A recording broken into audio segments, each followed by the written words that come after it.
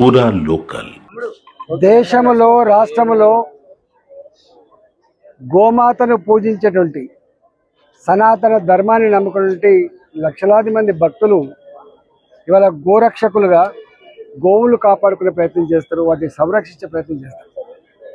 గత కొద్ది కాలంగా కాంగ్రెస్ పార్టీ అధికారంకి వచ్చిన తర్వాత గత కొద్ది కాలంగా ఈ గోవులను తరలించేటువంటి వాళ్ళకి అండగా ఉండేటువంటి వాళ్ళు గుండాలు, మాఫియా కొంతమంది వాళ్ళు కాపాడుతూ ఉన్నారు.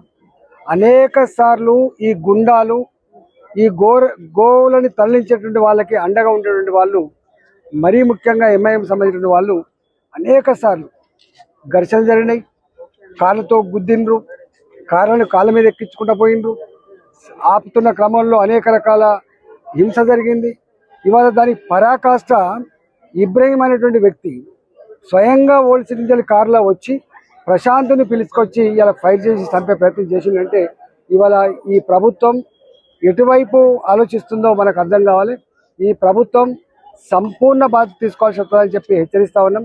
ఈ సంఘటనలు కనుక పునరావృతం కాకుండా ఉండాలంటే ఎవడైతే దీంట్లో భాగస్వాములు అయినరో తక్షణమే అరెస్ట్ చేయాలి, తక్షణమే పనిష్మెంట్ చేయాలని చెప్పి మేము డిమాండ్ చేస్తా ఉన్నాం.